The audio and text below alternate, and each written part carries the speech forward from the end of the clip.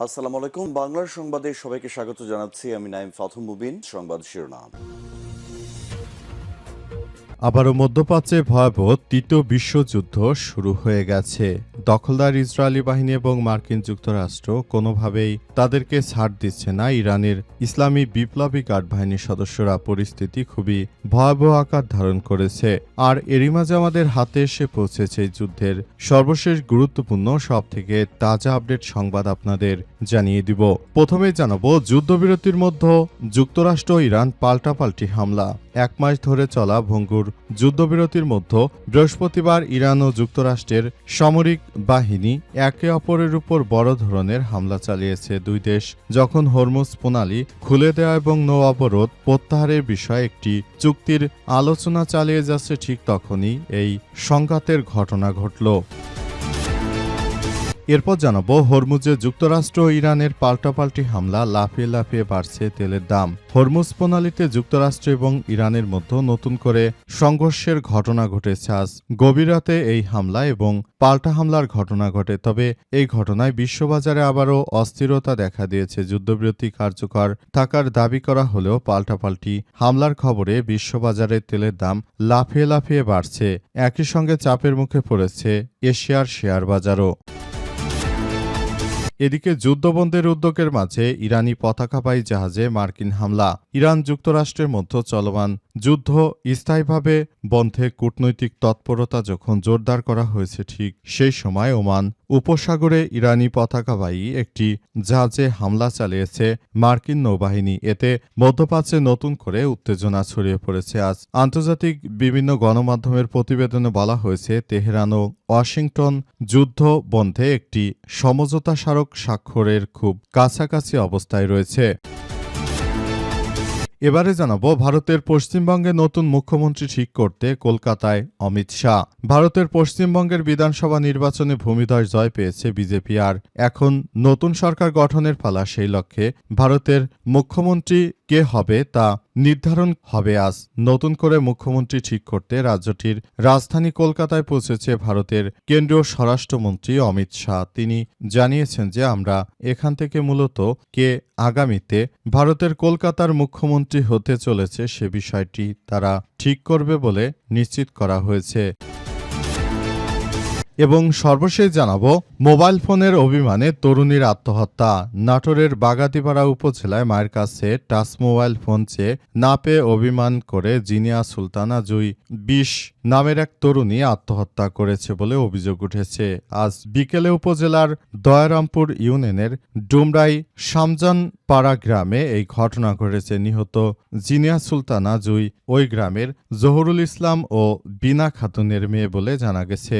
দর্শক, এতক্ষণ শুনছিলেন সংবাদ শিরোনাম, এবারে বিস্তারিত। তবে তার আগে বন্ধুরা, অনুরোধ থাকবে এই সংবাদটিতে একটি লাইক দিন। এই চ্যানেলে আপনি নতুন হয়ে থাকলে আমাদের সংবাদটি দেখতে দেখতে চ্যানেলটি সাবস্ক্রাইব করে রাখুন। কমেন্ট করে বন্ধুরা আপনার মূল্যবান মতামত জানিয়ে দিন আপনি বিশ্বের কোন দেশ থেকে বা বাংলাদেশের কোন স্থান থেকে আমাদের সংবাদটি দেখছেন এবং শুনছেন। আর বন্ধুরা, সংবাদটি আপনার সোশ্যাল মিডিয়া ফেসবুকে শেয়ার করে বন্ধুদেরও দেখার সুযোগ করে দিন। গাজা যুদ্ধে আপনি যদি নিরীহ ফিলিস্তিনিদের ভালোবেসে থাকেন বন্ধুরা, পুরো বিশ্বকে আমাদের এই সংবাদটি দেখার সুযোগ করে দিন। এবারে বিস্তারিত। যুদ্ধবিরতির মধ্যেই যুক্তরাষ্ট্র ইরান পাল্টাপাল্টি হামলা। এক মাস ধরে চলা ভঙ্গুর যুদ্ধবিরতির মধ্যেই বৃহস্পতিবার ইরান ও যুক্তরাষ্ট্রের সামরিক বাহিনী একে অপরের উপর বড় ধরনের হামলা চালিয়েছে। দুই দেশ যখন হরমুজ প্রণালী খুলে দেয়া এবং নৌ অবরোধ প্রত্যাহারের বিষয়ে একটি চুক্তির জন্য আলোচনা চালিয়ে যাচ্ছিল, ঠিক তখনই এই ধরনের ঘটনা ঘটেছে।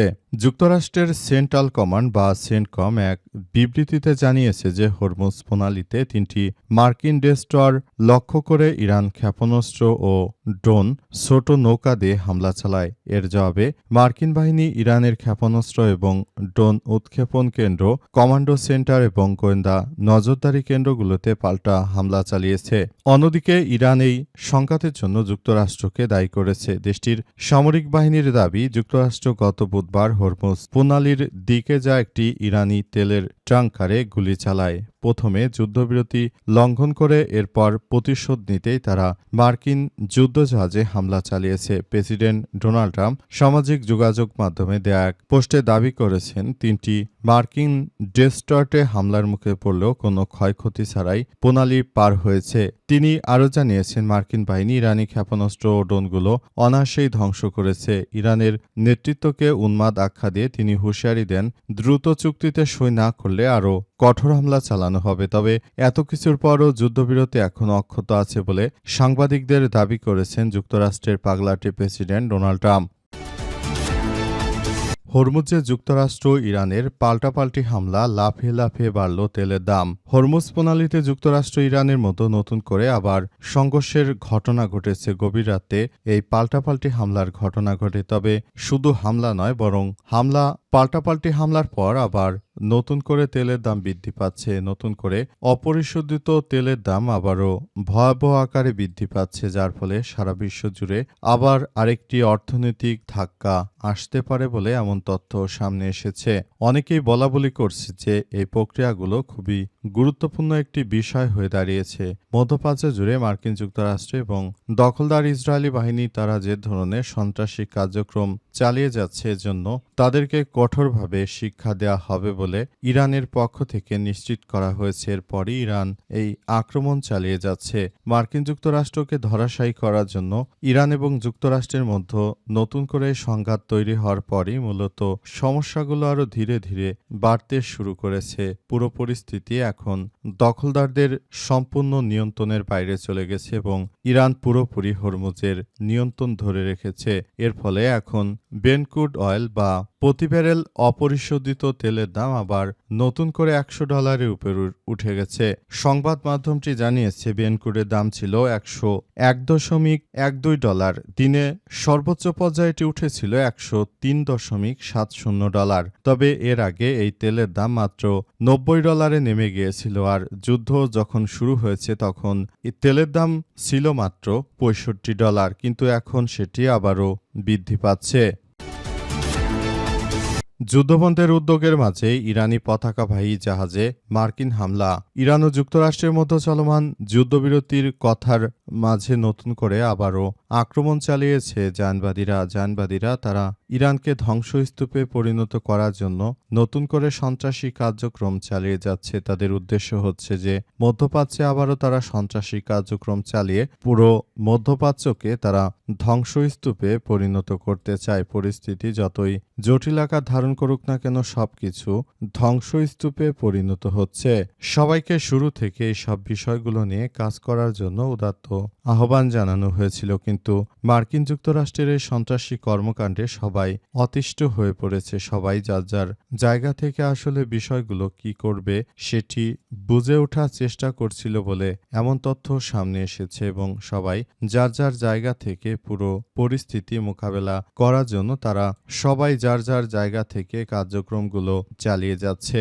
পরিস্থিতি যতই ভয়াবহ আকার ধারণ করুক না কেন, দখলদারদের বিরুদ্ধে ইতিহাসে সব থেকে ভয়ঙ্কর আক্রমণ চালিয়ে যাচ্ছে ইরানের ইসলামী বিপ্লবী গার্ড বাহিনীর সদস্যরা। যে কোনো মূল্যে মার্কিন যুক্তরাষ্ট্র এবং দখলদার ইসরায়েলিদের বিরুদ্ধে এই সন্ত্রাসী কার্যক্রমের বিরুদ্ধে ইরানের অগ্রযাত্রা অব্যাহত থাকবে ইনশাআল্লাহ, কারণ ইরান কখনোই তারা আত্মসমর্পণ করেনি এই দখলদারদের কাছে। ইরান নিজেই একাই 100 হিসেবে তারা দায়িত্ব পালন করে যাচ্ছে।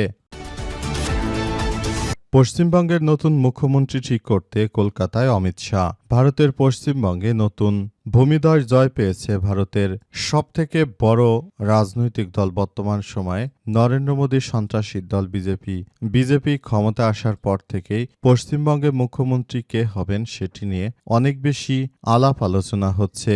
এটি নতুন করে আবারও একটি বড় ধরনের কার্যক্রম শুরু হয়েছে এবং নতুন করে তাই ভারতের পশ্চিমবঙ্গে কে মুখ্যমন্ত্রী হতে চলেছেন তাকে ঠিক করার জন্য মূলত এইসব বিষয়গুলো সামনে এসেছে এবং আবারও কার্যক্রমগুলো চালিয়ে যাওয়ার কথা বলা হচ্ছে। পরিস্থিতি পরিস্থিতি যতই ধ্বংসাত্মক আকার ধারণ করুক না কেন, মধ্যপ্রাচ্য জুড়ে মার্কিন যুক্তরাষ্ট্র এবং দখলদারদের বিরুদ্ধে ইতিহাসের সবথেকে একটি ভয়াবহ আক্রমণাত্মক কর্মকাণ্ড চালাচ্ছে। তবে তার মধ্যে ভারতের নির্বাচন সবাইকে হতাশ করেছে, কারণ পশ্চিমবঙ্গে হিন্দুত্ববাদীদের জয়গানে মুসলিমরা শঙ্কিত। মুসলিমদের উপর এই ভারতের নরেন্দ্র মোদীর সন্ত্রাসী ক্ষমতায় আসার পর থেকেই মুসলিমদের উপর অনেক অত্যাচার করা হচ্ছে। নতুন করে, বিশেষ করে কলকাতার মতো জায়গায় যদি নতুন করে এসব সমস্যার সৃষ্টি হয়, তাহলে সেটি সারা বিশ্বের জন্যই বড় ধরনের সমস্যা